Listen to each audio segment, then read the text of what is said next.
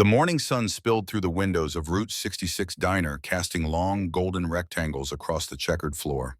The rhythmic clink of silverware against ceramic plates mingled with the gentle hum of conversation and the occasional burst of laughter.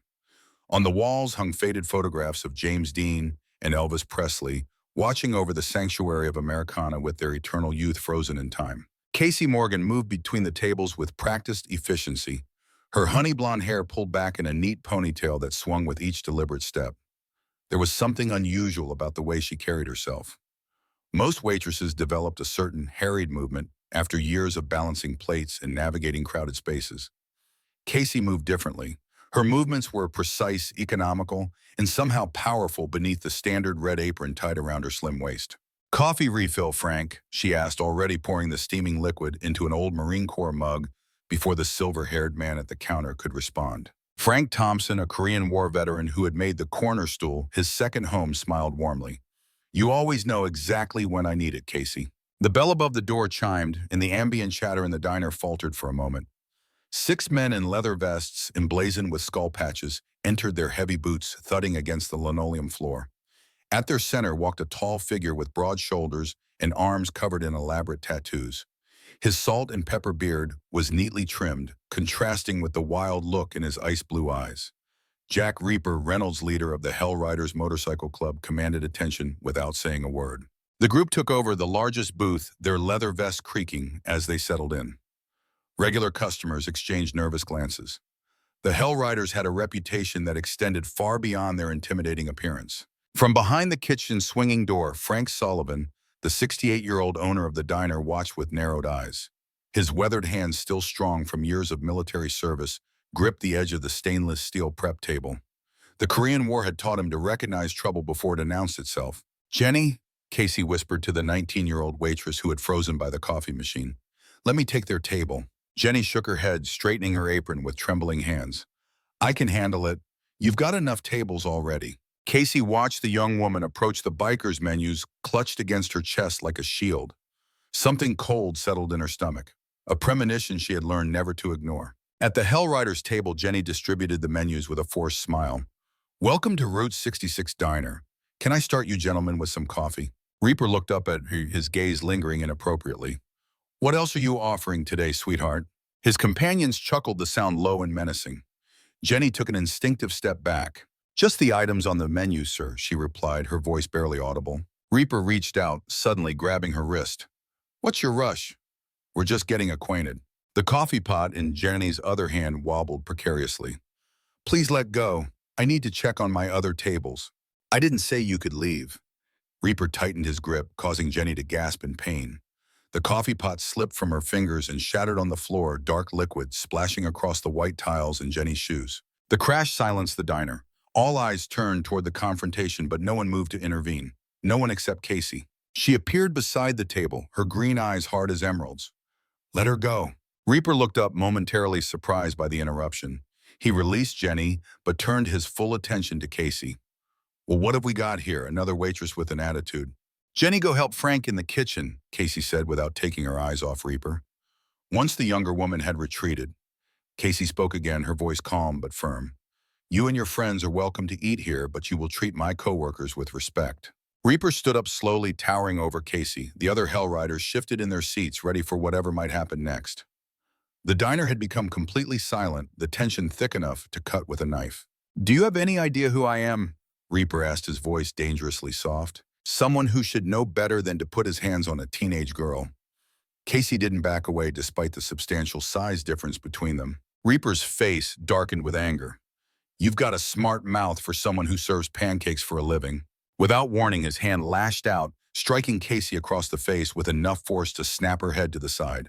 The sound of the slap echoed through the silent diner, followed by gasps from several customers. What happened next occurred so quickly that many witnesses would later disagree on the exact sequence of events.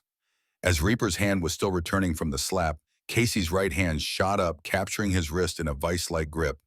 In one fluid motion, she twisted his arm behind his back while simultaneously sweeping his legs. Before anyone could react, she had slammed his face down onto the Formica tabletop with professional precision, holding him immobilized with seemingly minimal effort. Where the hell did a waitress learn to fight like that? one of the bikers muttered, half rising from his seat but uncertain whether to intervene. Blood trickled from Reaper's nose onto the white table surface as Casey leaned close to his ear. "When I let you go, you're going to apologize to Jenny, pay for the broken coffee pot, and leave without causing any more trouble. Nod if you understand." After a moment of resistance, Reaper gave a small nod. Only then did Casey release him, stepping back smoothly into a balanced stance that no ordinary waitress would know to adopt. The kitchen door banged open as Frank Sullivan emerged, a shotgun held low but visible. "Everything all right out here, Casey?" Before she could answer, the bell above the entrance jingled again, announcing the arrival of Police Chief Daniel Miller. The 52-year-old lawman took in the scene with practiced efficiency, the shattered coffee pot, Reaper wiping blood from his nose, Casey standing with her weight perfectly distributed for either fight or flight. "Someone want to tell me what's going on?" Miller asked, his hand resting casually near his holster. "Just a misunderstanding, Chief," Casey said, her voice steady.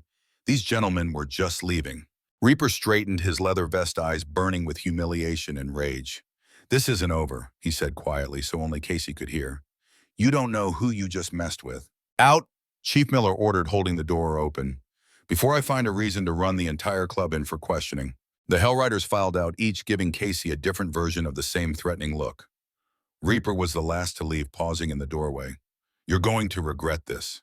His gaze lingered on Casey's face, a flicker of confusion passing through his eyes, as though trying to place her from somewhere. Once they had gone, the diner erupted in nervous conversation. Several customers approached Casey, asking if she was all right. Frank locked the shotgun back in his office and returned to assess the situation. "Everyone get back to your meals," he announced to the diner at large. "Show's over. Next coffee refill is on the house." Chief Miller beckoned Casey and Frank to a corner booth. "You want to file assault charges? Casey, I saw enough when I walked in to make it stick." Casey shook her head. "It would only escalate things." Frank snorted. "It's already escalated. Reaper doesn't take humiliation lightly, especially not from a woman." "You know him?" Miller asked, raising an eyebrow. "Know of him," Frank clarified.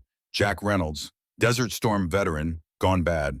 Turned the Hellriders from weekend warriors into something much darker after he took over 3 years ago." Miller nodded grimly. "They're into more than just motorcycles and bar fights. Drug-running protection rackets may be worse. We just haven't been able to prove it yet." He turned to Casey. "Where did you learn to fight like that?" Casey exchanged a look with Frank, who shrugged as if to say, "Your call." "Professional MMA," she admitted. "I fought under the name Casey Iron Fist Morgan. Had an 11-0 record before I retired." Recognition dawned in Miller's eyes. "I thought you looked familiar. You disappeared from the circuit about, 3 years ago?" 7, Casey corrected. "After my husband David died, I needed a fresh start with my son." "David Morgan," Frank added. "Marine Corps, killed during a raid on human traffickers at the southern border." Miller's expression softened. "I'm sorry, I didn't make the connection."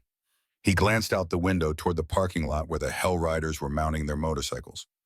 "Listen, these guys aren't your typical troublemakers. They hold grudges and they have resources. Watch your back." After the chief left, Casey began cleaning up the broken coffee pot. Frank knelt beside her, his knees protesting the movement. "You should have let me handle it," he said quietly. "Like you handled it when you brought out the shotgun," Casey replied with a small smile. Frank chuckled, then grew serious. "Reaper was looking at you funny toward the end there, like he was trying to remember something." "I never fought publicly under my married name," Casey said. "And the Witness Protection Program did a thorough job with our background identities." Frank nodded, but his expression remained troubled. "Let's hope it stays that way." The rest of Casey's shift passed without incident, though several customers left generous tips, accompanied by notes of appreciation for standing up to the Hellriders. By the time Casey hung up her apron at 3 o'clock, the morning's events had settled into an uneasy memory. The apartment Casey shared with her son was a modest 2-bedroom unit above a hardware store just 3 blocks from the diner. She climbed the external metal staircase, the afternoon sun hot on her back. Inside, the air conditioning hummed valiantly against the Arizona heat. "Dylan," she called, setting her purse on the kitchen counter. "I'm home." The sound of rapidly clicking computer keys paused, and a moment later, 12-year-old Dylan Morgan appeared in the hallway. With his dark hair and serious eyes, he looked remarkably like his father, though he had inherited Casey's thoughtful expression. "Hey, Mom," he said, giving her a quick hug. "How was work?" Casey considered sugarcoating her answer, but decided against it. She and Dylan had always been honest with each other. Interesting. We had some trouble with a motorcycle club, but Chief Miller sorted it out. Dylan studied her face. Is that why your cheek is red? Casey touched the spot where Reaper had slapped her, surprised it was still visible. It's nothing to worry about. Just a customer with bad manners. Dylan didn't look convinced. Mrs. Reyes from downstairs came up earlier. Said she saw some bikers watching the diner this morning. She seemed worried about you. A chill ran through Casey. Did she say anything else? Dylan shrugged. Just that they kept taking photos with their phones. Weird, right? Probably tourists, Casey said lightly, but her mind was racing. How was school? As Dylan launched into a story about his science project, Casey moved to the kitchen window and discreetly checked the street below. No motorcycles were visible, but a black SUV with tinted windows was parked across the street. It hadn't been there when she arrived home. Hey, what's this? Dylan asked, pulling her attention back inside. He was holding his tablet, an old video playing on the screen.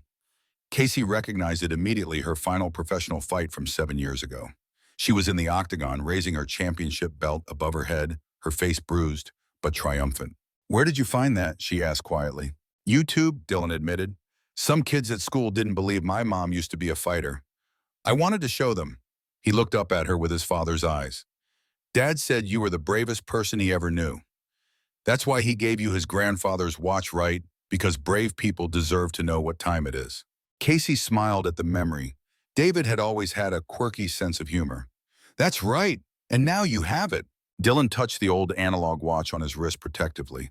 I know, it's my favorite thing. Casey pulled her son into a tight hug, breathing in the familiar scent of his shampoo. Over his shoulder, she glanced again at the black SUV. It was still there, engine running. Listen, she said, releasing him. I need you to stay with Mrs. Reyes after school tomorrow. I'm picking up an extra shift at the diner. The reality was that Casey needed to make sure Dylan wasn't alone until she figured out whether the Hell Riders posed a genuine threat. Frank would know what to do. He always did.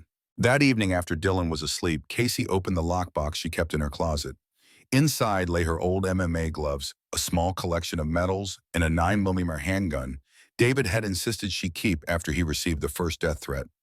She checked that it was loaded, then returned it to the lockbox, placing it in the vent above her bedroom door, rather than back in the closet.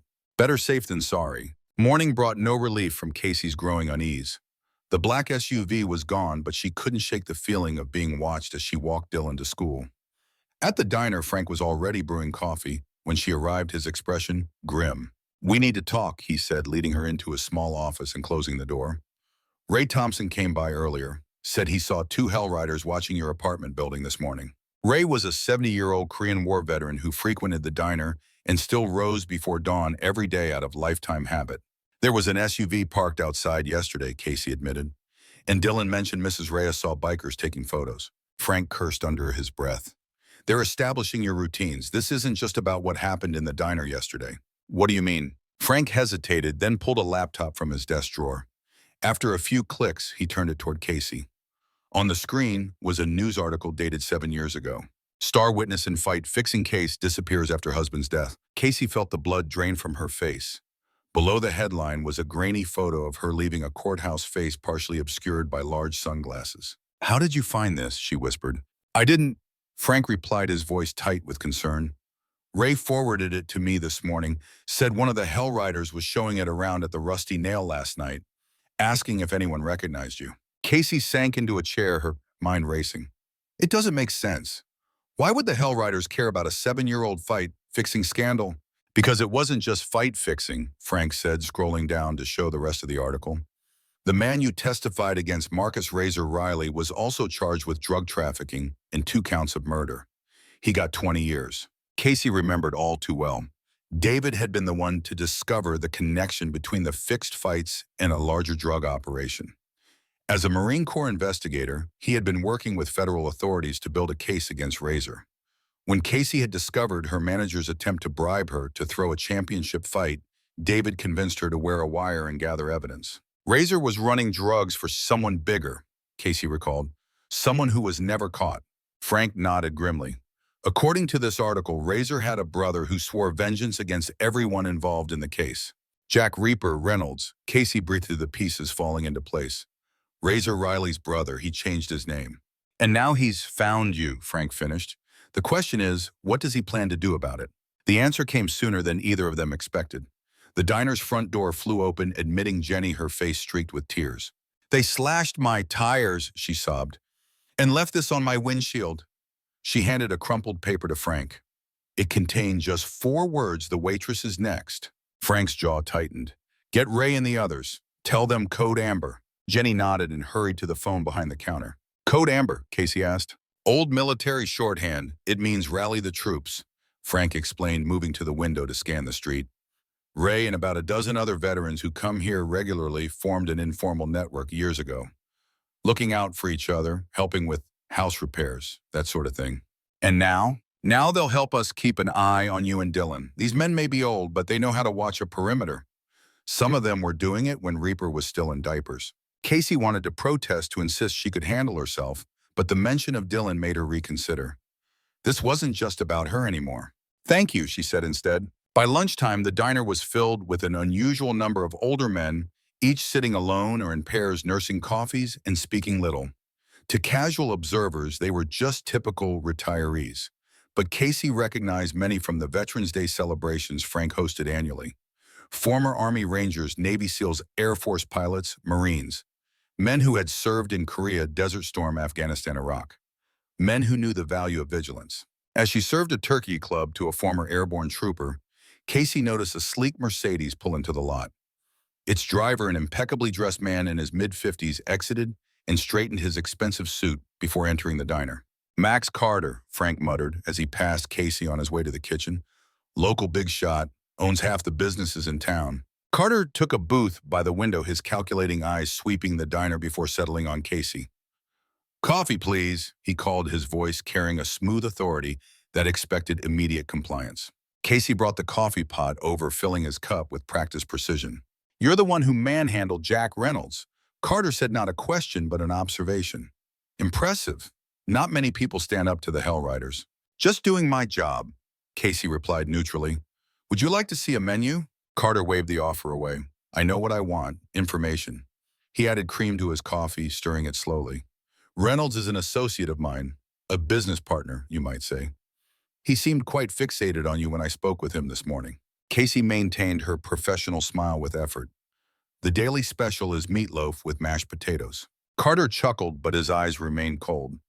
"Cute. Let me be direct then.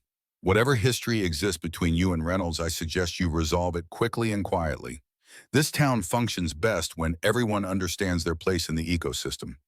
Waitresses serve food. Motorcycle clubs provide certain services. Businessmen like me ensure everything runs smoothly. And when someone disrupts that ecosystem," Casey asked, unable to help herself. Carter's smile never reached his eyes. "Natural selection takes its course. The disruptor is eliminated." The threat hung in the air between them, wrapped in the language of casual conversation, but unmistakable in its intent.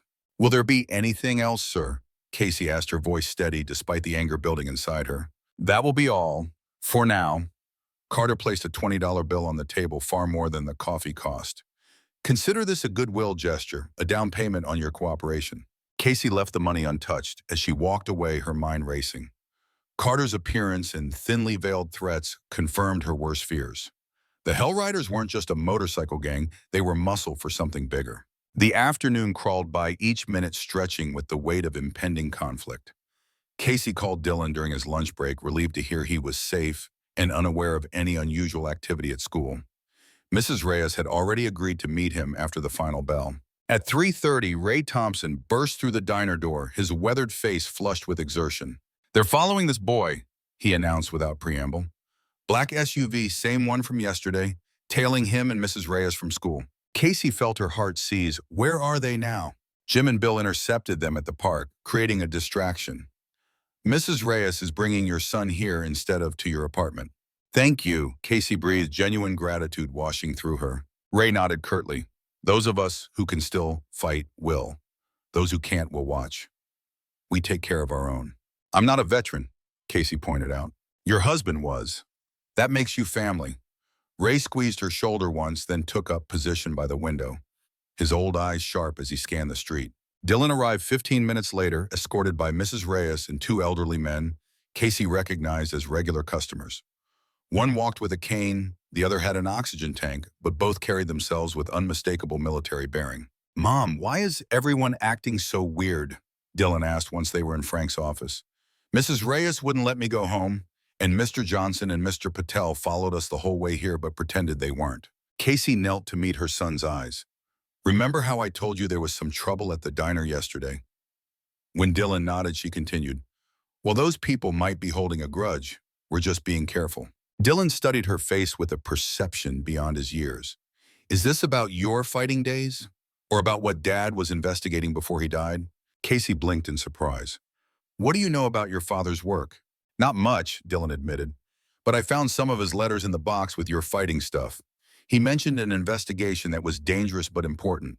Said he needed to stop bad people from hurting innocent families." Casey had never told Dylan the complete truth about his father's death or their subsequent entry into witness protection. She had thought he was too young to understand, too vulnerable to trust with such secrets. Perhaps she had underestimated him. "Your father was a hero," she said softly. "He discouraged some very bad people doing very bad things, and he helped stop them. But one of them got away, and now they might have found us." Dylan's eyes widened, but he showed no fear. "What do we do?" "We stay safe. We stick together." Casey brushed his hair back from his forehead. "And we trust Frank and his friends to help us while I figure things out." The office door opened, and Frank entered, his face grave. "Casey, we have a visitor. Says his name is Steve Malone. Goes by Angel in the Hell Riders. Claims he has information about David." Casey felt her blood run cold. "Watch Dylan," she instructed, then followed Frank into the diner's back alley. A young man in his mid-30s leaned against the brick wall, a cigarette trembling in his fingers. Unlike the other Hell Riders, his vest bore only a prospect patch indicating his junior status in the club. "Mrs. Morgan," he said, extinguishing the cigarette under his boot.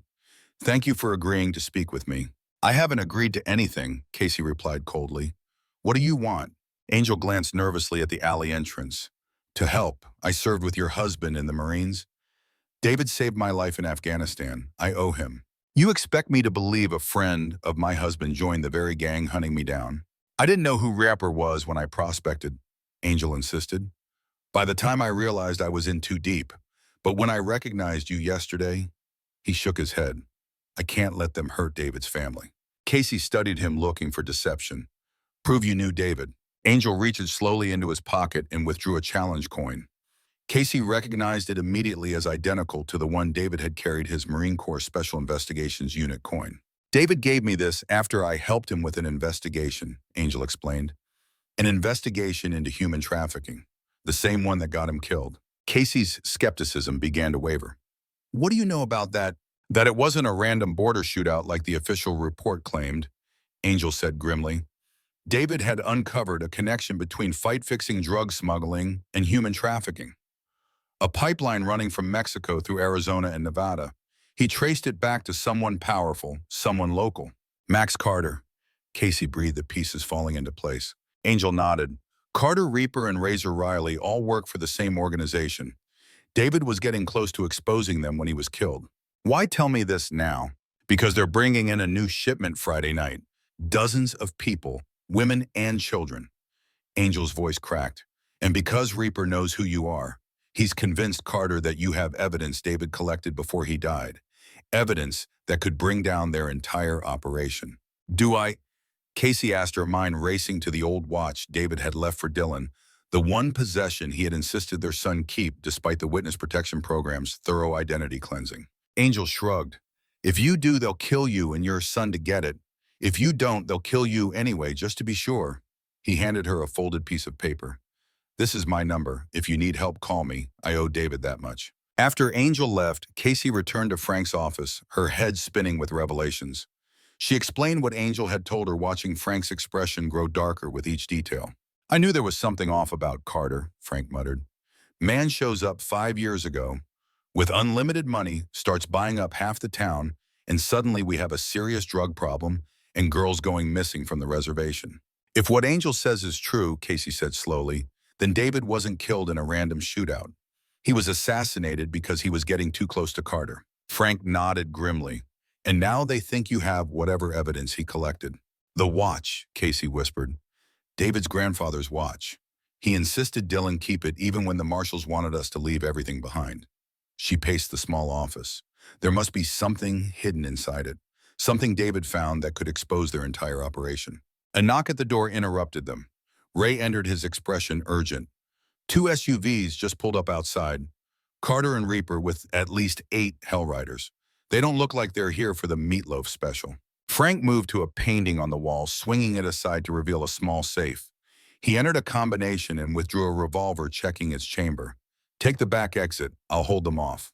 I'm not leaving you to face them alone, Casey protested. You're not, Ray said, producing his own pistol from an ankle holster. The cavalry's assembled out front. Every vet in the place is armed and ready. Casey looked between the two elderly men, their eyes alight with the fire of much younger warriors. Thank you, she said simply. Don't thank us yet, Frank replied, grim determination in his voice. Get Dylan somewhere safe. Then find whatever David hid in that watch.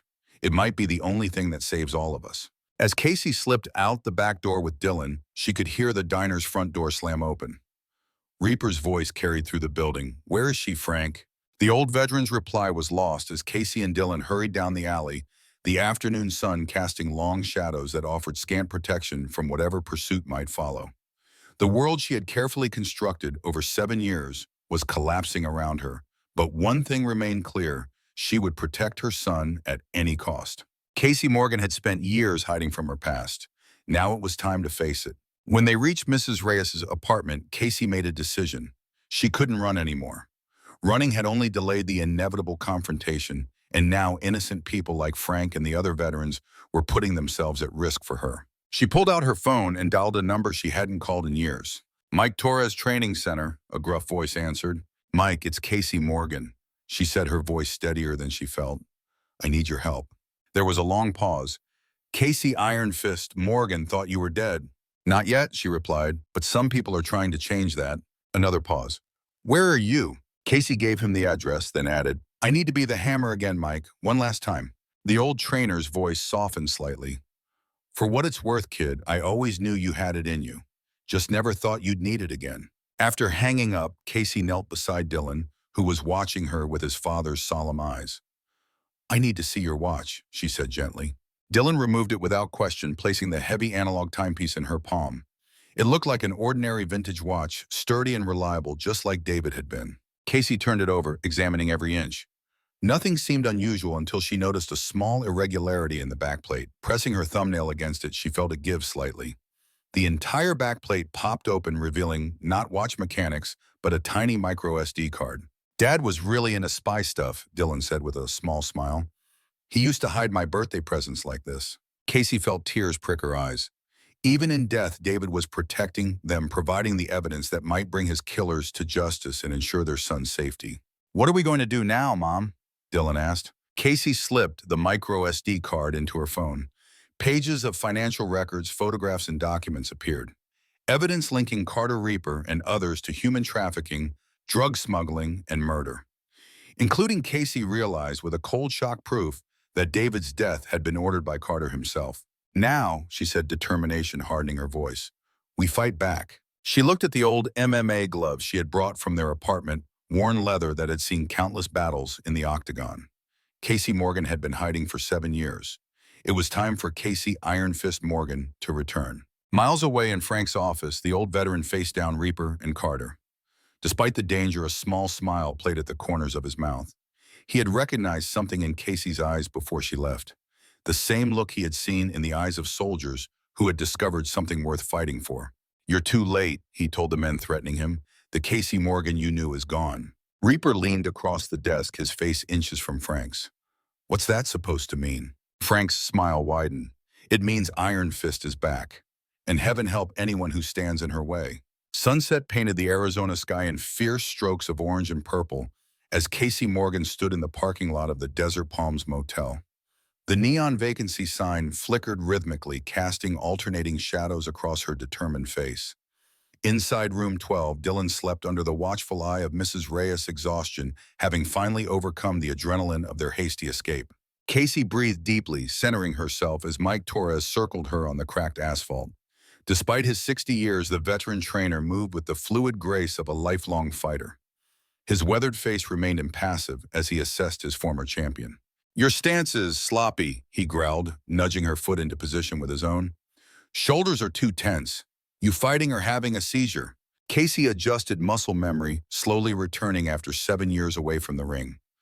I thought you'd be retired by now, living on a beach somewhere. Mike snorted. Fighters never retire. We just find different battles. He threw a slow jab toward her face, nodding with approval when she slipped it effortlessly. Not bad. The body remembers what the mind forgets. For the next hour, they worked through combinations under the harsh glow of the parking lot lights. Punch block counter. The familiar rhythm transported Casey back to her fighting days before witness protection, before David's murder, before her life became an exercise in constant vigilance. Enough for tonight, Mike finally said, tossing her a towel. You're still good, different but good, more controlled than before. Casey wiped sweat from her forehead. Being a mother changes how you fight. Makes you think 3 moves ahead. Mike nodded thoughtfully. The woman who slammed a biker onto a countertop yesterday is still Casey Iron Fist Morgan. She just has more to fight for now. A car door slammed nearby, causing both to tense. Frank Sullivan emerged from the shadows, his expression grim. Any trouble at the diner? Casey asked immediately. Frank shook his head. Reaper and his boys tore the place apart looking for you and Dylan, but they left when the sheriff showed up. Ray and the others are fine. Shaken, but fine. And the evidence? Casey nodded toward her phone containing the micro SD card from David's watch. I contacted David's old supervisor at Marine Corps Investigations, Frank replied. He's sending someone from the FBI, but they can't get here until tomorrow afternoon. Mike looked between them. So what's the plan until then? Casey's eyes hardened with resolve. We need to rescue Angel. If Reaper discovers he's been helping us, he's dead. And how exactly do we extract one man from a heavily guarded biker compound? Frank asked, skepticism evident in his voice. Casey smiled grimly. The same way I used to win fights. Find the weakness and exploit it. The Hell Riders compound sprawled across 5 acres of desert land outside town limits. Once an abandoned truck stop, the main building had been converted into a clubhouse surrounded by scattered outbuildings and trailers. Motorcycles lined the entrance, their chrome gleaming under security lights. From their vantage point on a nearby ridge, Casey, Frank, and Mike observed the compound through binoculars. Music and raucous laughter drifted up from the main building, where a party appeared to be in full swing. Saturday night tradition, Frank explained. Booze, drugs, and women brought in from Vegas. Perfect cover, Casey murmured, lowering her binoculars. They'll be distracted. Mike frowned. Even drunk, there are at least 30 of them, and only 3 of us. And that's assuming your inside man is still alive. 4 of us, came a voice from behind. They turned to see Ray Thompson approaching a rifle case slung over his shoulder. Thought you could use a marksman, the Korean War veteran said with a wink. These old eyes can still put a bullet through a bottle cap at 500 yards. Frank began to protest, but Ray cut him off. Save it, Sullivan. I may be 70, but I can still shoot. Besides, someone needs to provide overwatch while you 3 do the heavy lifting. Casey studied the old soldier, recognizing the same determination she felt burning inside herself. Thank you, Ray. With the addition of Ray to their team, the rescue plan took shape. Using the desert scrub as cover, Casey would approach from the rear of the compound where security cameras were sparse. Disguised as one of the women brought in for the party, she would locate Angel while Frank and Mike created a distraction at the main gate. As darkness fully descended, Casey changed into clothing that would help her blend in with the other women at the party, tight jeans, a revealing top, and heavy makeup that altered her appearance. The outfit was far from her usual practical attire, but it would serve its purpose. If you're not out in 30 minutes, we're coming in after you, Frank said, as Casey prepared to descend from their ridge position. She nodded, checking her phone one last time. Remember, if anything happens to me, get that evidence to the FBI. Make sure Dylan is safe. Nothing is happening to you, Mike replied firmly. Iron Fist doesn't go down that easily. Casey smiled grimly and began making her way down toward the compound. The cool night air carried the scent of motorcycle exhaust, cigarette smoke, and the underlying tang of tension. As she approached the rear entrance, 2 heavily intoxicated Hell Riders stumbled outside for a smoke. Well, hello, beautiful, one slurred, noticing Casey. Don't think I've seen you before. Casey adopted a flirtatious smile. Just got in from Vegas. Someone said the party was back here. The second biker grinned lecherously. Party's wherever you want it to be, honey. Casey giggled, playing the role while scanning the area beyond them. I heard the real action is inside, VIP section. I can get you in, the first biker boasted, throwing an arm around her shoulders. Stick with me. She allowed him to guide her through the back entrance, keeping her head down as they passed other members. The interior of the clubhouse was a chaotic scene of debauchery. Music blared from massive speakers, alcohol flowed freely, and clusters of bikers and women occupied every corner. "Wait here," her escort instructed, depositing her near the bar. "Gonna get us some party favors." The moment he disappeared into the crowd, Casey began systematically searching for Angel, moving casually through the throng while maintaining her cover. In a darkened hallway, she overheard two Hellriders talking. "Reaper's still questioning the prospect in the garage," one said. "Poor bastard won't last the night." Casey's heart raced. Angel was alive but in immediate danger. She slipped back into the main room just as her date returned, looking confused at finding her gone. "There you are," she purred, taking his arm. "I got bored. Someone mentioned there was something interesting happening in the garage." The biker's eyes narrowed suspiciously. "Nothing for pretty little things to see there. Business matters." Casey pressed against him, employing tactics she despised but knew would be effective. "I like watching. The dangerous stuff excites me." His suspicion gave way to lecherous interest. "Maybe we can arrange a private show later, but first let's get to know each other better." His hand wandered inappropriately, and it took all of Casey's self-control not to break his wrist. A commotion at the main entrance provided timely intervention. Frank and Mike had initiated their distraction, a contrived argument about a motorcycle sale gone wrong that was quickly drawing attention. "Excuse me," Casey murmured to her unwanted companion. "Nature calls. Back in a minute." As the biker joined others heading toward the front entrance, Casey slipped away in the opposite direction. Following the building's layout, she made her way toward a separate structure that appeared to be the garage mentioned by the Hellriders. Outside, the cool night air provided momentary relief from the clubhouse's stifling atmosphere. Casey moved swiftly through shadows, avoiding security cameras identified during their earlier surveillance. The garage loomed ahead, a large metal building with light spilling from beneath its doors. Drawing closer, she heard a voice she recognized as Reaper's, followed by the unmistakable sound of a fist connecting with flesh. Angel was running out of time. Casey circled the building, finding a side entrance unguarded. Carefully testing the handle, she found it unlocked. She eased inside, staying low behind a row of motorcycles. The scene before her confirmed her worst fears. Angel hung suspended from a chain, hoist, his face bloody and swollen. Reaper paced before him, a twisted expression of pleasure and rage distorting his features. Two other Hellriders stood nearby, watching the interrogation with detached interest. "I'll ask one more time," Reaper was saying. "Who were you talking to at the diner? What did you tell them about our operation?" Angel spat blood onto the concrete floor. "Go to hell, Jack." Reaper laughed, the sound devoid of humor. "Already been there. Desert Storm, remember? But you wouldn't know about that, would you? Too young to have seen real war." "I served 2 tours in Afghanistan," Angel responded defiantly, "while you were getting high and terrorizing small towns." Reaper's face darkened. He drew a knife from his belt, the blade catching the overhead lights. "Your military service won't save you now." Casey knew she had seconds to act before Angel's situation became irreversible. She needed a distraction more substantial than the one Frank and Mike were providing at the main entrance. Her gaze fell on a row of motorcycles, their fuel tanks full. Moving silently, she retrieved a rag from a nearby workbench and stuffed it into the gas tank of the nearest bike.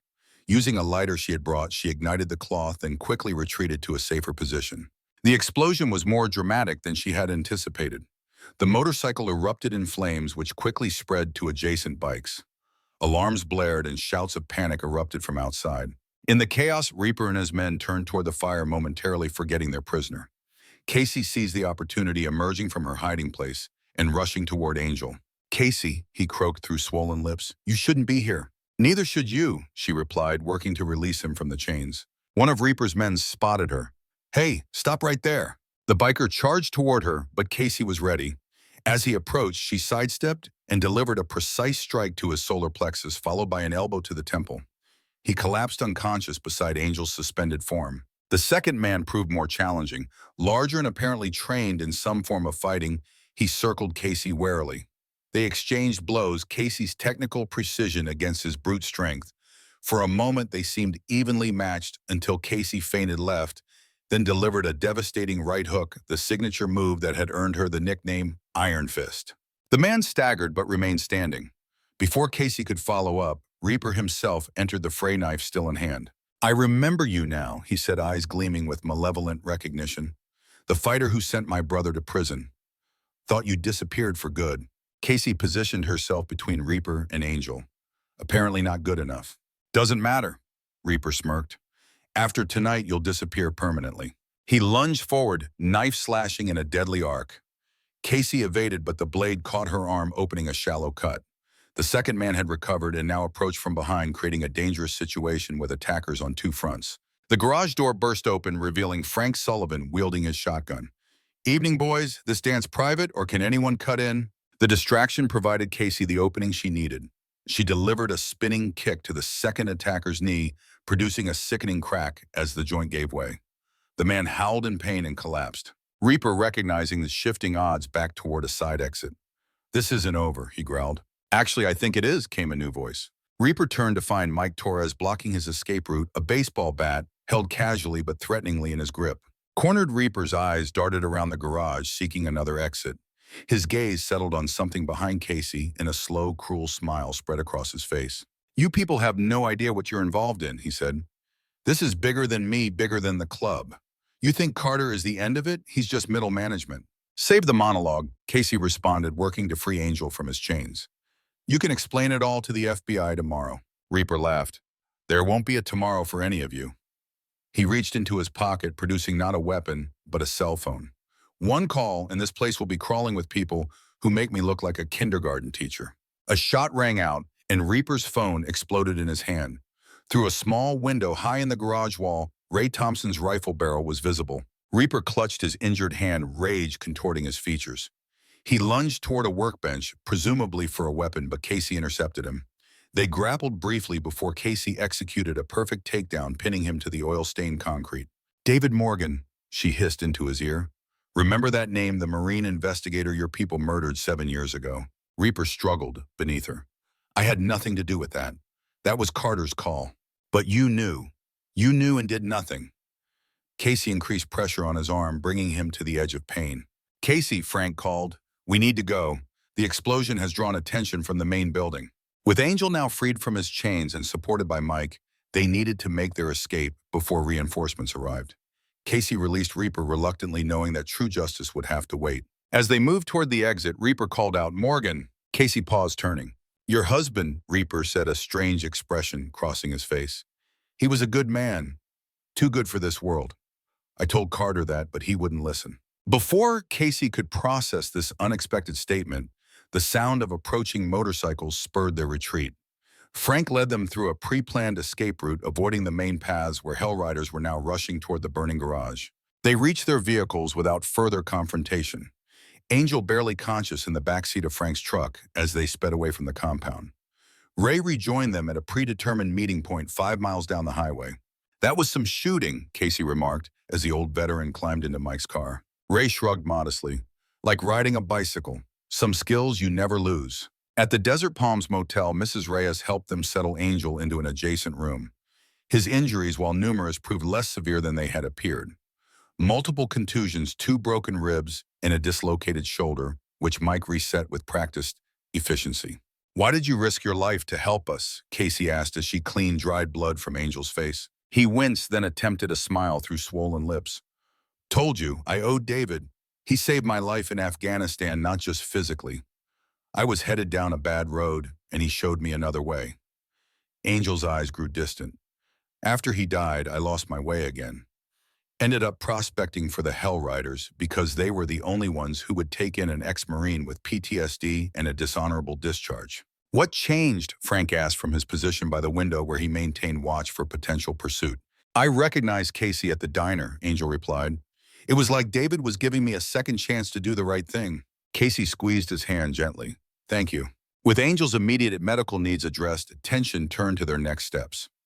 The evidence on the micro SD card needed to reach the FBI, but Casey's instincts warned that waiting for their arrival might prove dangerous. Carter has people everywhere, Angel confirmed when Casey voiced her concerns.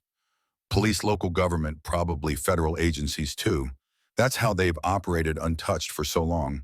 Then we take matters into our own hands, Mike suggested. Go public with the evidence. Frank shook his head. Too risky. They'd eliminate us before the story gained traction. Casey stared at the micro SD card in her palm, David's final gift to her and their son. We need leverage, something to ensure our safety until the evidence can be properly processed. What kind of leverage works against people willing to murder federal witnesses? Ray asked skeptically.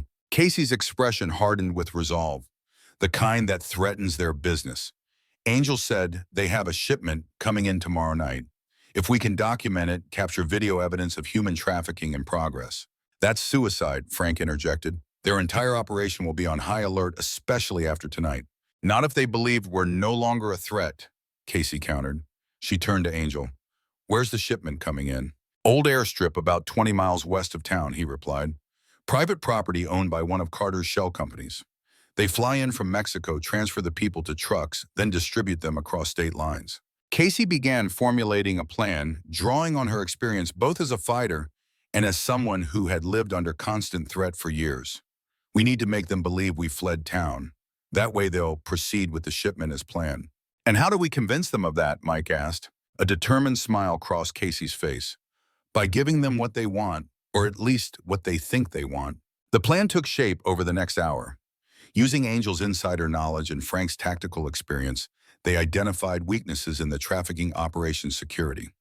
Ray would provide overwatch from a ridge overlooking the airstrip, while Casey and Mike would position themselves to document the transfer.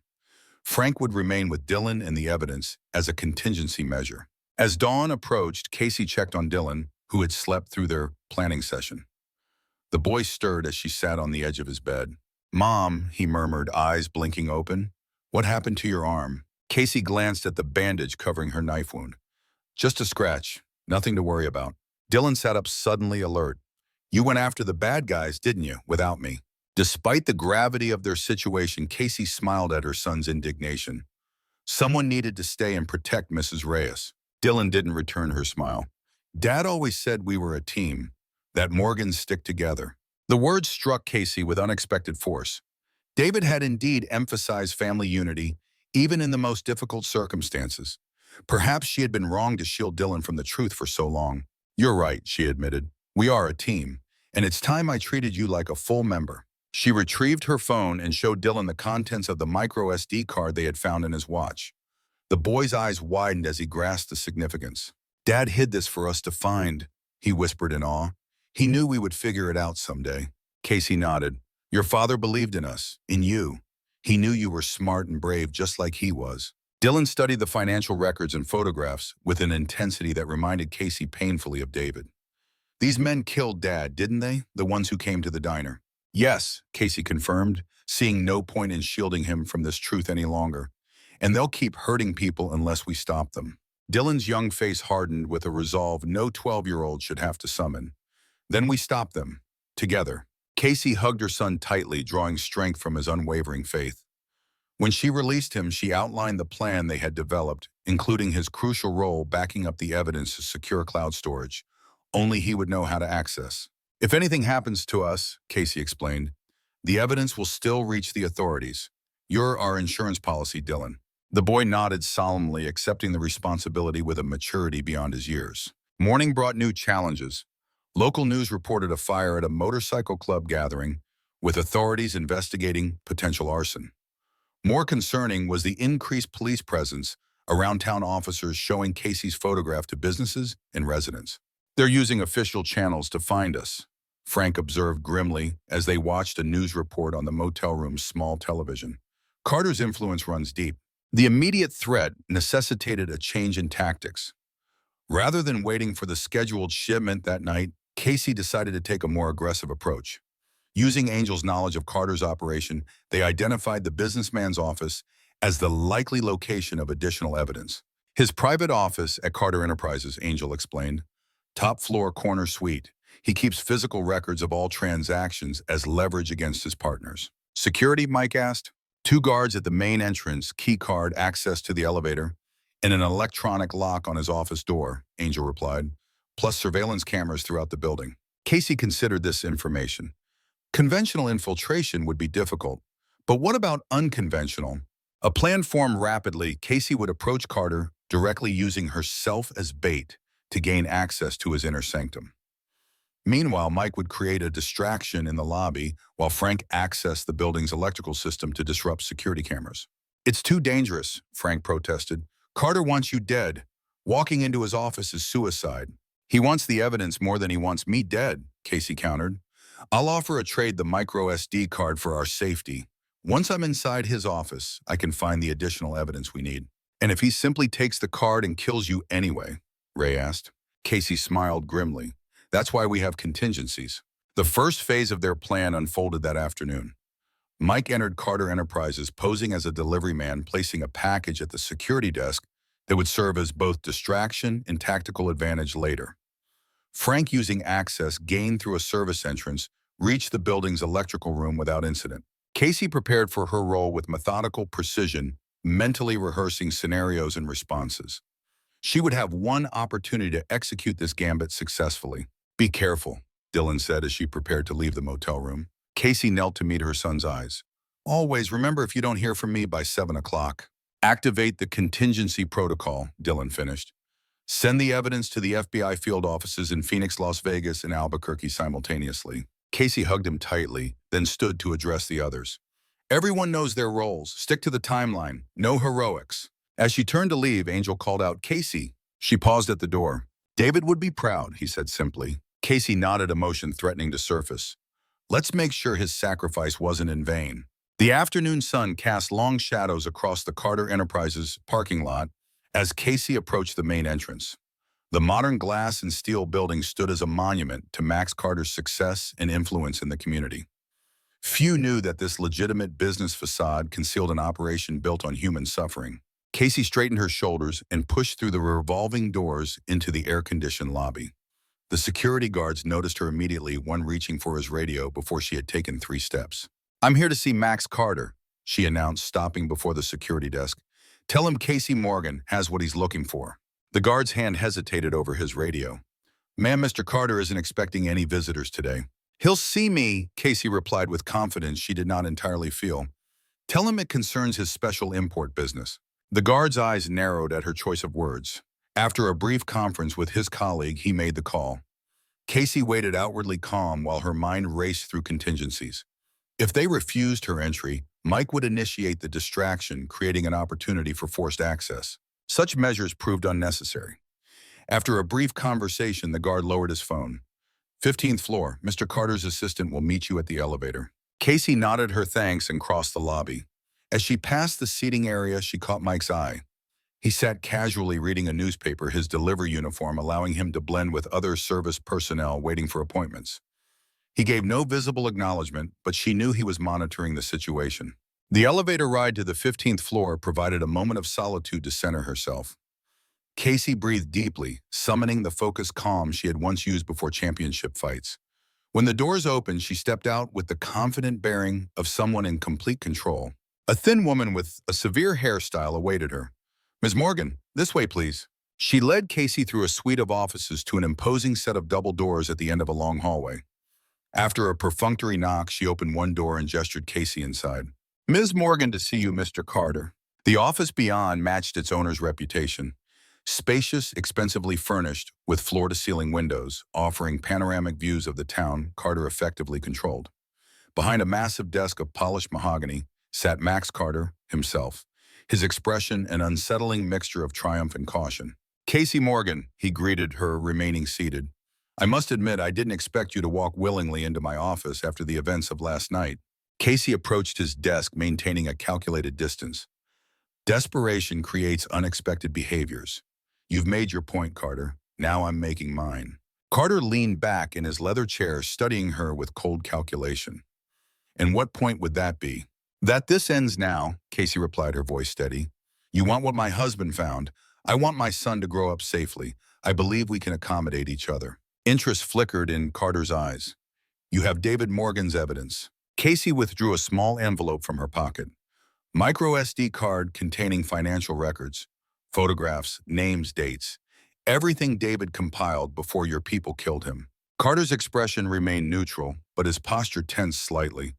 You realize I can simply take that from you. You could try, Casey acknowledged, but in doing so you'd miss the opportunity I'm offering. The card for our safety guaranteed in writing. My son and I disappear permanently. You continue your operation without federal interference.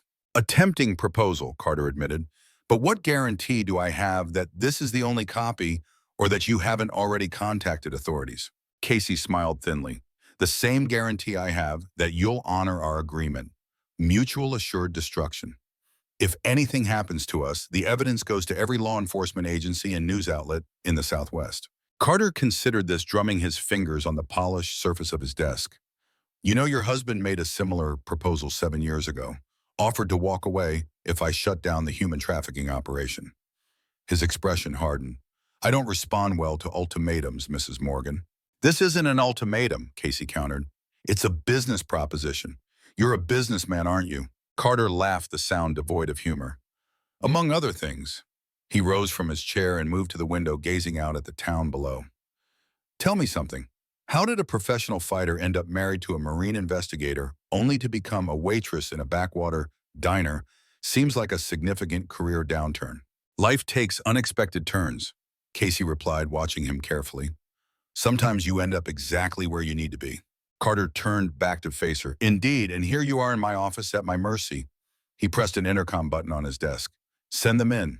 The office door opened to admit two men Casey recognized as Hell Riders, though they had exchanged their leather vests for suits that did little to disguise their true nature. Search her, Carter instructed, then we'll discuss terms. Casey remained still as the men approached. The plan had accounted for this possibility. As they began to pat her down, she caught a flicker of movement from Carter's desk clock, a small red light blinking irregularly. Frank had succeeded in accessing the building's electrical system. The security cameras were now on a loop, showing empty hallways and offices. Phase 1 complete. Sir, one of the men reported after a thorough search. She's clean, just the card. Carter nodded, seemingly satisfied. The envelope, please, Mrs. Morgan. Casey held it out, allowing him to take it while maintaining eye contact. Your turn, Carter. Written guarantee of our safety. He opened the envelope and examined the micro SD card. In good time, first let's verify the contents, shall we? He moved to his computer, inserting the card into a reader. As Carter focused on his monitor, Casey glanced at her watch. 2 minutes until Mike would initiate the distraction in the lobby, creating the diversion necessary for the next phase. This appears genuine, Carter acknowledged as he scrolled through the files. Though hardly comprehensive, I expected more from someone as thorough as David Morgan. That was 7 years ago, Casey reminded him. Technology has evolved. Storage capacity was more limited then. Carter continued examining the files, his expression darkening as he encountered particularly damaging evidence. Your husband was indeed thorough in some respects. Names, dates, transactions. Enough to cause significant inconvenience. Enough to send you to prison for several lifetimes, Casey corrected. Carter closed the files and removed the card. Perhaps, if it ever reached the authorities, which it won't. He turned to his guards. Take Mrs. Morgan to the warehouse. We'll need to have a more extensive conversation about any additional copies of this data. The men moved to flank Casey when reaching for her arm. Before contact was made, the office lights flickered, then went out completely. Emergency lighting activated moments later, casting the room in an eerie red glow. Building systems.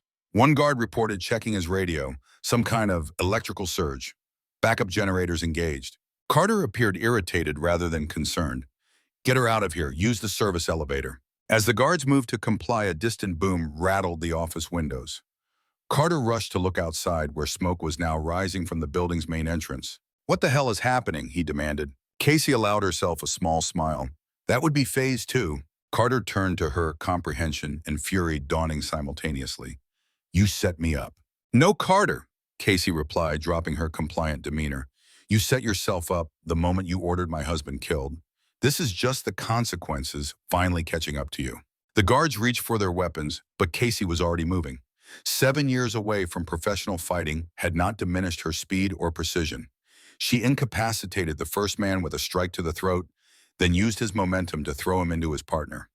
Both crashed into Carter's desk, sending his computer monitor toppling to the floor. Carter himself lunged for a drawer presumably containing a weapon. Casey intercepted him, delivering a precise strike to his solar plexus that left him gasping for air. The thing about fighting, Carter, she said as he doubled over, is knowing when your opponent is telegraphing their next move.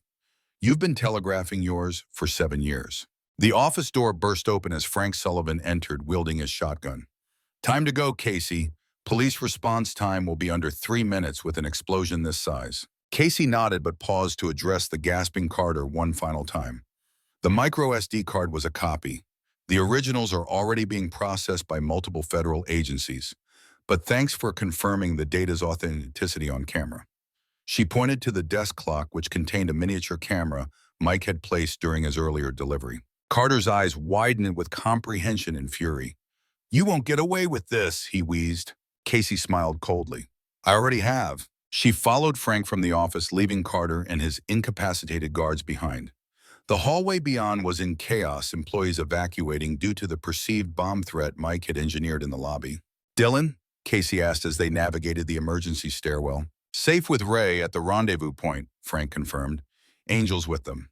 They descended rapidly, emerging not at ground level, but into the underground parking garage where Mike waited in a borrowed maintenance van. "Nice timing with the fireworks," Casey remarked as they climbed in. Mike grinned, pulling away from the curb. "Figured a little chaos would help cover our exit. Nothing like a smoke bomb in an HVAC intake to clear a building." As they drove toward their rendezvous point, Casey reviewed the operation's success. They had confirmed the evidence's validity, recorded Carter's implicit confession, and escaped without serious injury. Most importantly, they had bought time for the FBI contacts Frank had reached to mobilize. Yet a nagging concern remained. Carter's operation was clearly extensive, with connections throughout law enforcement and government.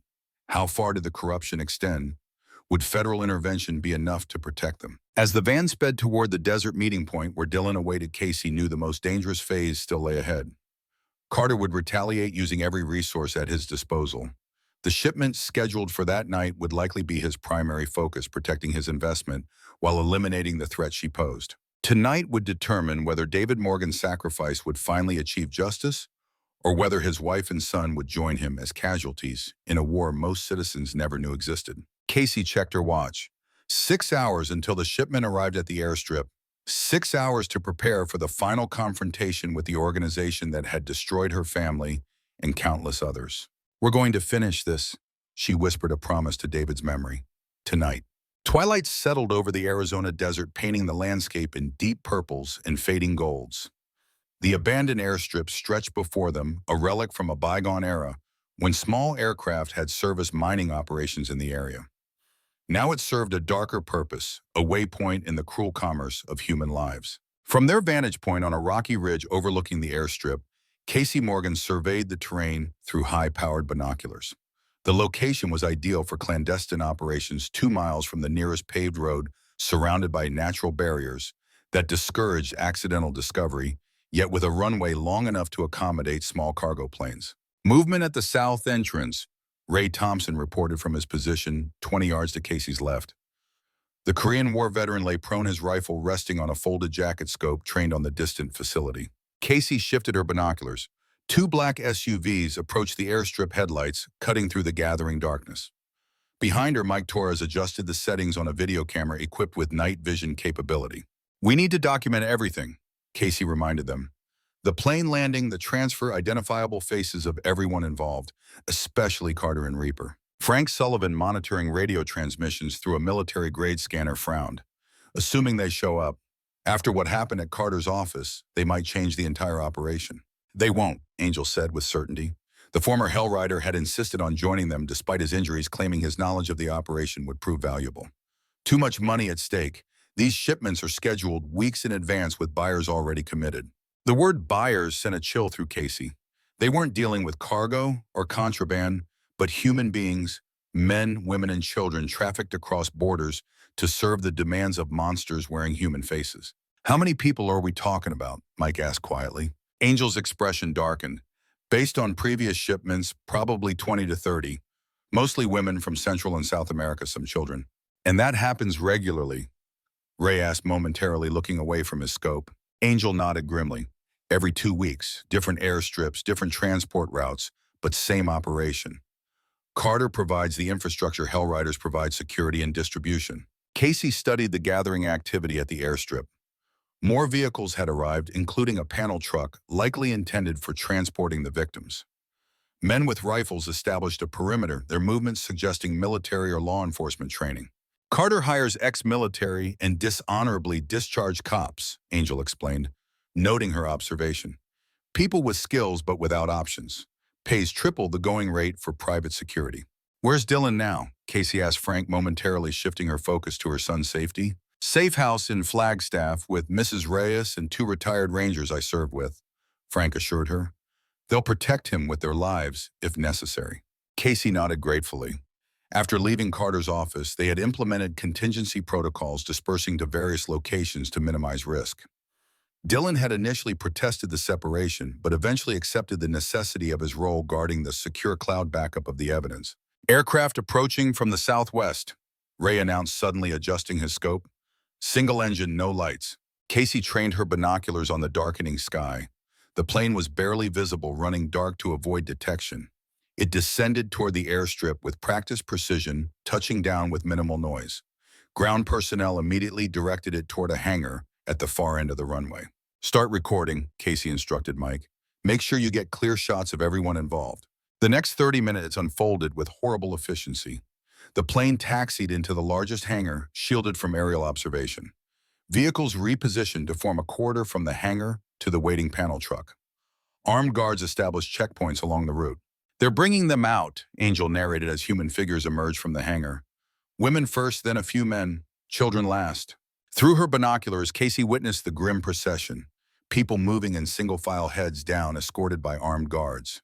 Even from this distance, their fear was palpable in their hesitant movements and hunched postures. "I count 26 victims," Ray reported clinically, though his voice carried an undertone of restrained fury, "plus 12 armed personnel. Still no sign of Carter or Reaper," Mike noted, panning the camera methodically across the scene. As if summoned by his words, a luxury sedan appeared at the airstrip entrance, flanked by motorcycles. It proceeded directly to the hangar, where it parked near the panel truck, now being loaded with human cargo. Max Carter emerged from the sedan, accompanied by 2 bodyguards. He surveyed the operation with the detached interest of a businessman reviewing inventory. Moments later, Reaper arrived on his motorcycle, dismounting to confer with Carter. "Got them both on camera," Mike confirmed. "Clear faces, clear interaction." Casey watched through her binoculars as Carter and Reaper examined documentation, apparently reviewing details of the shipment. The business-like transaction contrasted obscenely with the human suffering it represented. "We've got what we need," Casey decided. "Time to move to Phase 2. According to their plan, Mike would maintain his position, continuing to document the operation, while Casey, Frank, and Angel repositioned closer to the airstrip. Their goal was not merely to gather evidence, but to disrupt the transfer and, if possible, free the victims. Ray would provide cover from his elevated position, though they had agreed lethal force would be used only as a last resort. Despite the justness of their cause, they were determined to operate within legal boundaries. "Be careful," Mike urged as they prepared to descend from the ridge. "Remember, we need you alive to testify." Casey checked her phone one last time, ensuring the direct line to their FBI contact remained active. Agent Sarah Winters had been David's colleague years ago and had promised intervention once provided with actionable intelligence. The video footage being captured would serve as that trigger. 90 minutes, Casey reminded them. "That's how long Agent Winters said it would take to mobilize a response team. We need to delay the transport until they arrive." Frank nodded, checking his shotgun. "Let's move." They descended the ridge using a dry creek bed for cover, advancing slowly to minimize noise and visibility. The creek bed would take them within 100 yards of the airstrip's perimeter, close enough to implement their disruption strategy. Angel, despite his injuries, moved with surprising stealth. "Security is concentrated on the hangar side," he whispered. "Generator building at the south end will be minimally guarded. That controls their lights and communications." Casey adjusted their course accordingly. The distant hum of the generator provided audio cover as they approached the perimeter fence. Frank produced wire cutters, creating an opening large enough to slip through. The generator building stood 50 yards away, a small concrete structure housing the equipment that powered the airstrip's limited facilities.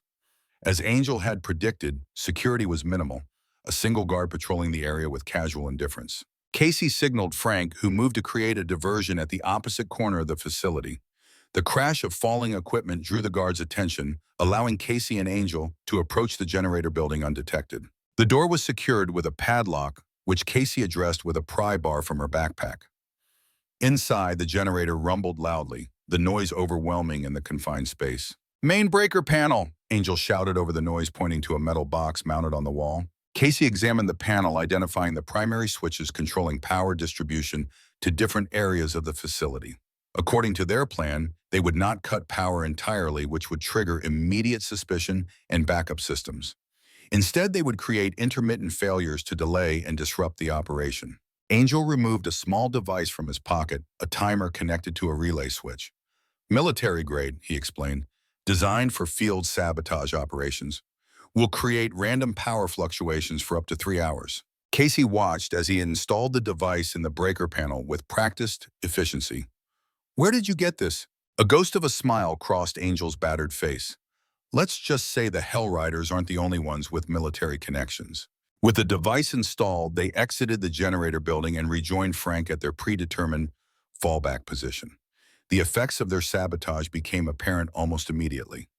Lights across the airstrip flickered erratically, plunging areas into darkness at random intervals. Through her binoculars, Casey observed the resulting confusion. Guards redirected to investigate the power issues. The loading process interrupted, Carter gesturing angrily at subordinates. "It's working," Frank noted with satisfaction. "But it won't keep them delayed for long. They'll switch to backup procedures." "We only need to buy time," Casey reminded him. "The FBI response team is already mobilizing." Angel suddenly stiffened, pointing toward the facility entrance. New arrivals. 3 SUVs entered the airstrip at high speed, converging on the main hangar. Men in tactical gear deployed their movements, suggesting professional training. "That's not FBI," Frank assessed grimly. "Response time is too quick." "Private security," Angel confirmed. "Carter's insurance policy. He must have activated them after the incident at his office." The situation had just become significantly more dangerous. The additional security personnel would accelerate the transfer process rather than delay it, potentially moving the victims before federal agents could arrive. "We need a new strategy," Casey decided. "Something more direct." Frank looked skeptical. "Against that many armed personnel, that's suicide." Casey pointed to the fuel truck parked near the hangar. "We don't need to engage them directly, just create a bigger disruption." Understanding dawned in Frank's eyes. "The fuel truck, if we can reach it." "I can create a diversion on the north side," Angel offered. "Draw attention away from the fuel area." Casey hesitated. The risk had increased substantially, but so had the stakes. If the transport vehicles departed before federal agents arrived, dozens of trafficking victims would disappear into a system designed to render them invisible. "Ray, are you receiving?" she whispered into her radio. "Affirmative," came the veteran's calm reply. "I see the situation. I can provide cover if needed." Casey weighed their options quickly. Angel creates the diversion. Frank and I approach the fuel truck from the south perimeter. Ray provides overwatch and covering fire if absolutely necessary. They synchronize watches and move to their positions. Angel circled toward the north side of the facility while Casey and Frank approached the area where the fuel truck was parked. The intermittent power failures continued to create confusion, providing additional cover for their movement. When they reached the perimeter fence nearest the fuel truck, Casey paused to survey the scene. The transfer operation had become more urgent, with guards hustling victims into the panel truck with rough efficiency. Carter stood nearby, consulting his watch repeatedly. "Angel should be in position," Frank whispered, checking his watch. Moments later, a series of small explosions erupted at the north end of the airstrip. Emergency flares, Casey recognized, thrown to create maximum visual and audio disruption without causing serious damage. The reaction was immediate and predictable. Guards rushed toward the disturbance, weapons ready. Carter himself moved toward cover, surrounded by personal security. Only a skeleton crew remained with the trafficking victims, focus divided between their charges and the distant commotion. "Now," Casey instructed, cutting through the fence. They moved quickly toward the fuel truck, using vehicles and equipment as cover. Casey reached it first, finding it unattended as she had hoped. The keys were absent, but that posed no obstacle to Frank, who quickly hot-wired the ignition. "Get to the fallback position," he told Casey as the engine rumbled to life. "I'll handle this part." Casey shook her head firmly.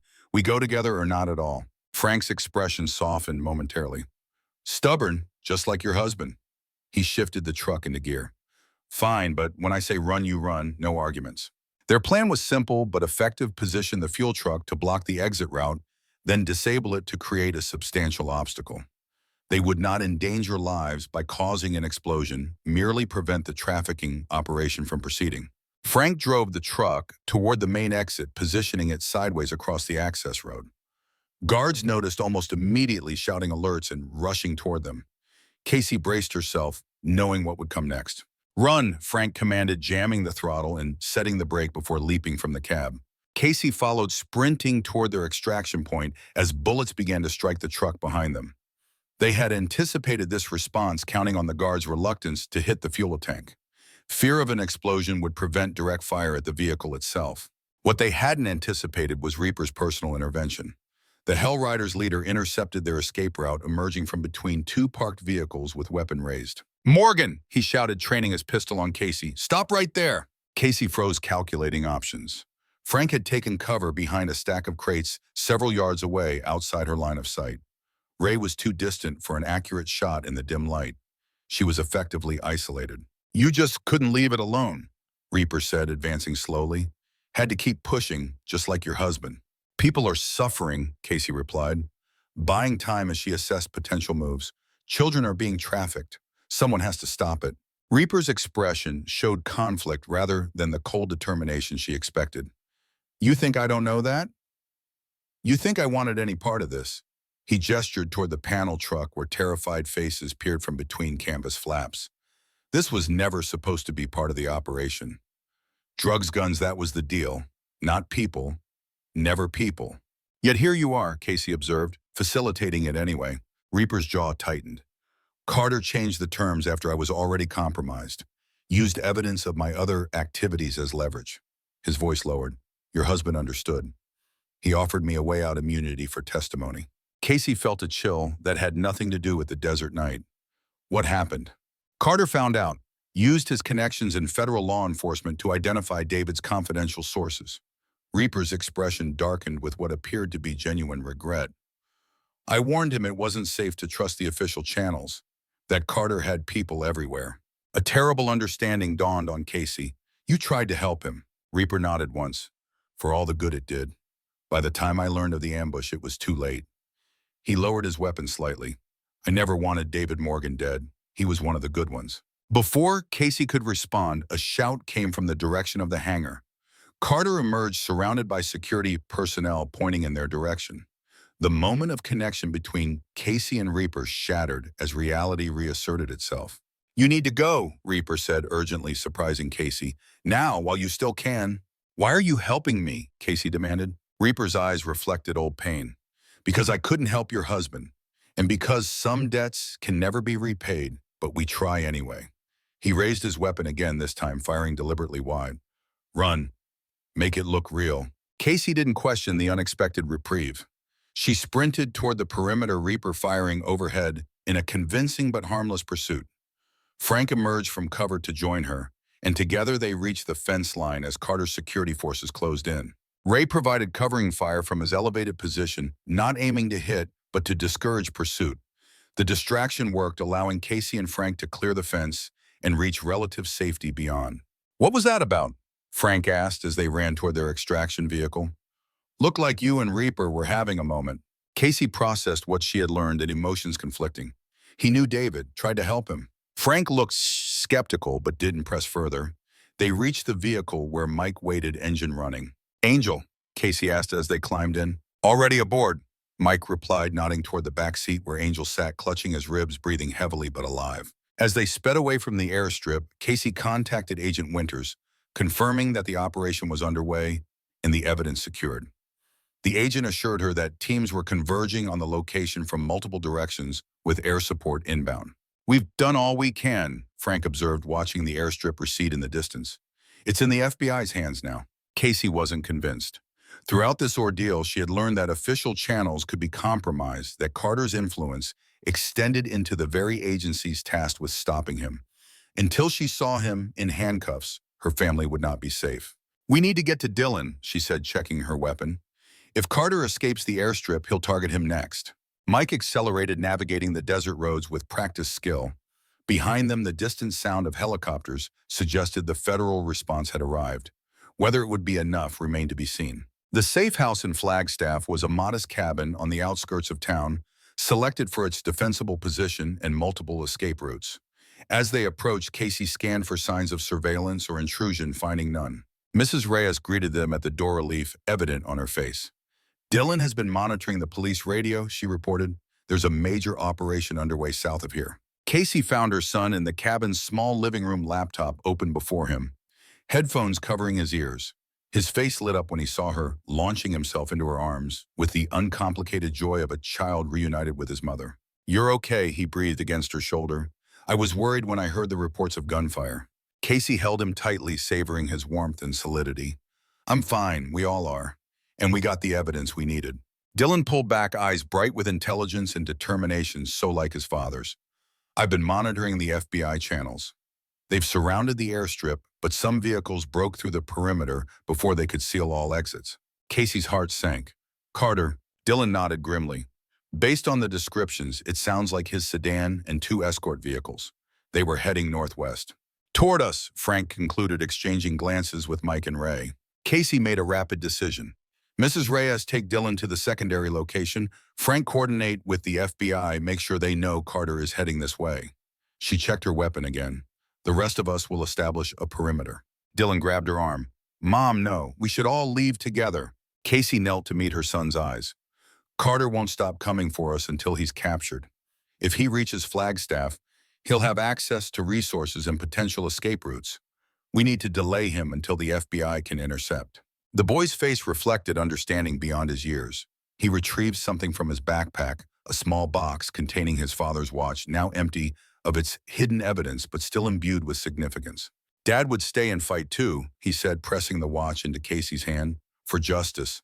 Casey embraced him again, emotion threatening to overwhelm her composure. "I'll see you soon," she promised. "Now go with Mrs. Reyes. Keep the evidence safe." As Dylan and Mrs. Reyes departed through the rear exit, Casey joined the others in establishing defensive positions around the cabin. Mike and Angel covered the approach road, Frank secured the perimeter, and Ray set up a sniper position with clear sight lines to all likely avenues of approach. Casey took a moment to contact Agent Winters, updating her on Carter's apparent destination. The agent confirmed that pursuit teams were already en route, but warned they were at least 20 minutes behind the fleeing suspects. "We'll need to hold out until they arrive," Casey told the others. "Defensive positions only. We're not looking for a firefight." They had barely completed preparations when headlights appeared on the distant road, approaching rapidly. 3 vehicles matching the description of those that had escaped the airstrip. "Right on schedule," Frank commented grimly, checking his shotgun. The vehicles stopped approximately 200 yards from the cabin, maintaining a position just beyond effective range of their weapons. For several minutes, nothing happened. Then the sedan's doors opened, and Max Carter emerged, followed by 4 security personnel in tactical gear. Carter himself carried no visible weapon, maintaining the fiction of legitimate businessman even now. He adjusted his expensive suit, then raised a megaphone. "Mrs. Morgan," his amplified voice carried clearly in the night air. "I know you're there. I'm offering one final opportunity to resolve this situation peacefully." Casey exchanged glances with Frank, who shook his head in warning. She had no intention of revealing her position or engaging directly, but remained vigilant as Carter continued. "The evidence you've gathered is compelling, I admit, but also incomplete. It fails to implicate the true architects of this enterprise, the people I answer to." Carter's voice carried a hint of desperation beneath its controlled exterior. "People with connections that make mine look insignificant." "He's stalling," Frank whispered, "trying to keep us occupied until reinforcements arrive." Casey agreed with this assessment, but something in Carter's demeanor suggested genuine fear beyond his current circumstances. Not fear of arrest or imprisonment, but of something or someone else. "I can offer you complete immunity," Carter continued. "New identities, substantial financial compensation. All I ask in return is the original evidence and your silence." Angel, positioned nearby, scoffed quietly, as if he would let any of us live after getting what he wants. Casey had reached the same conclusion. Carter was desperate, dangerous, and rapidly running out of options. His next move would likely involve direct force rather than negotiation. Her assessment proved accurate moments later, when Carter turned to his security team, issuing instructions too quiet to overhear. The men dispersed clearly, preparing to approach the cabin from multiple directions. "Here they come," Ray reported from his elevated position. 4 targets moving through the trees, 2 circling east toward the rear. Casey activated her radio. "Agent Winters, be advised, Carter's team is initiating an assault on our position. How far out are your people?" 10 minutes, came the tense reply. "Maybe 8 if they push it. Hold tight, Casey." 10 minutes suddenly seemed an eternity. Casey checked her weapon again, calculating angles and positions. They were outnumbered but held the advantage of prepared positions and superior cover. Non-lethal if possible, she reminded the others. We want them arrested, not martyred. The first shots came from Carter's men probing fire aimed at the cabin windows. Casey and her team held their positions, conserving ammunition and waiting for clearer targets. Ray fired twice from his elevated position, precisely disabling the two nearest attackers with shots to their extremities. Carter himself remained by the vehicles, directing the assault with cold calculation. Casey observed him through her rifle scope, noting his detached expression. This was simply business to him, human lives reduced to obstacles requiring removal. The attack intensified as Carter's men closed distance to the cabin. Frank engaged two approaching from the west, the boom of his shotgun temporarily halting their advance. Mike and Angel maintained a steady defense of the southern approach, working in coordinated bursts to conserve ammunition. Casey split her attention between defending her position and tracking Carter through her scope. If she could neutralize him, the attack might disintegrate without leadership. Yet she held her fire, recognizing that Carter alive and in custody would provide more justice than Carter eliminated. The decision was rendered moot when a new sound entered the cacophony, distant sirens approaching rapidly. Reinforcements had arrived, though whether they belonged to Carter or law enforcement remained unclear. Carter appeared to recognize the sound, his head turning toward the road. His expression changed from controlled confidence to something approaching panic. He shouted instructions to his remaining men, gesturing urgently toward the vehicles. He's trying to run, Casey realized, raising her rifle. She fired a precise shot that shattered the sedan's front tire, eliminating its immediate utility as an escape vehicle. Carter's composure finally broke. He drew a concealed handgun and began firing wildly toward the cabin, abandoning strategy for desperate rage. Casey and the others took cover as bullets struck the walls and windows around them. Then, as suddenly as it had begun, Carter's assault ceased. Through a damaged window, Casey observed federal vehicles converging on the scene, agents deploying with practiced efficiency. Carter's remaining security personnel recognized the overwhelming force and surrendered without further resistance. Carter himself stood alone now, weapon hanging uselessly at his side as he watched his world collapse around him. When he raised the gun again, Casey feared he might choose suicide over capture. Instead, he turned and ran toward the surrounding forest, abandoning his men and his operation in a final desperate bid for freedom. "East side," Casey called into her radio. "Carter is attempting to flee on foot into the woods." She emerged from the cabin, keeping low as she circled to intercept his escape route. The federal agents were fully engaged with securing the surrendered security team, creating a momentary opportunity for Carter to slip away. Casey would not allow that to happen, not after everything they had endured, not after David's sacrifice. She tracked him through the trees, following broken branches and disturbed underbrush. Carter moved quickly, but without woodcraft, leaving a trail a child could follow. She gained ground steadily, hearing his labored breathing ahead. When she finally cornered him at the edge of a small ravine, Carter had abandoned all pretense of the sophisticated businessman. His expensive suit was torn, his face scratched from branches, his typically immaculate hair in disarray. Yet his eyes retained their calculating coldness as he raised his weapon toward her. "It was never supposed to be like this," he said, a strange echo of Reaper's earlier words. "Just business. Clean, efficient business. Trading in human lives is never clean." Casey responded, her own weapon trained steadily on him. "It was never just business, Carter. It was evil, pure and simple." Carter laughed, a hollow sound devoid of humor. Evil is relative, Mrs. Morgan. A construct we create to simplify a complex world." He gestured vaguely toward the distant commotion where federal agents were securing the scene.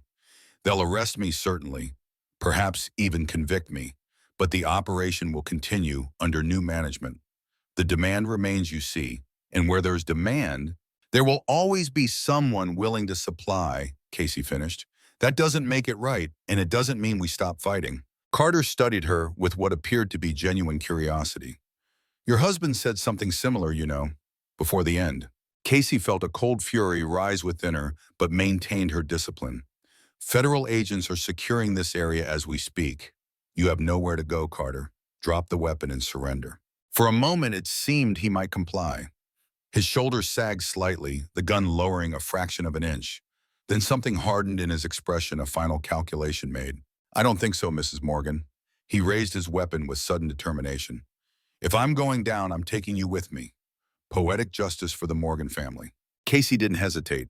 As Carter's finger tightened on the trigger, she fired a single precise shot. The impact threw him backward, his own weapon discharging harmlessly into the night sky. He collapsed at the edge of the ravine, clutching his shoulder, his gun falling from nerveless fingers. Casey approached cautiously, kicking the weapon beyond reach before checking his wound. The shot had been clean, damaging muscle, but avoiding major arteries. He would survive to face justice. "You should have killed me," Carter gasped through pain. Casey secured his hands with zip ties from her pocket. "That would be too easy. You're going to live, Carter. Live to watch as your empire crumbles, as your associates abandon you, as everything you built turns to dust." Federal agents located them minutes later, alerted by the gunshots. They took custody of Carter, providing medical attention while securing him for transport. Agent Winters approached Casey as the scene was processed. "David would be proud," the agent said simply. "We've already rescued 26 trafficking victims, seized approximately $12 million in assets, and arrested 17 members of Carter's organization." Casey watched as Carter was escorted to a waiting vehicle. "And Reaper Jack Reynolds," Agent Winters consulted her notes. "Escaped during the initial raid, but we have alerts out. He won't get far." Casey wasn't certain she wanted Reaper captured. His final actions at the airstrip, his connection to David, suggested a complexity she hadn't initially recognized. Sometimes justice took forms beyond simple arrest and prosecution. "What happens now?" Casey asked, suddenly aware of the exhaustion seeping into her bones. "Witness protection, most likely," Winters replied. "For you and Dylan. Carter's associates won't take this defeat lightly." Casey considered this. More running, more hiding, more lives built on necessary lies. The thought held little appeal after everything they had endured. "I'm done hiding," she decided. "Dylan deserves better than a life in shadows. We'll testify, help you dismantle the entire network. But afterward, we reclaim our lives, our real lives." Agent Winters looked skeptical but didn't argue. "Let's discuss options once the immediate situation is resolved. Your friends are waiting." Casey returned to the cabin where Frank, Mike, Ray, and Angel had been debriefed by federal agents. Their expressions reflected a mixture of exhaustion and triumph as she approached.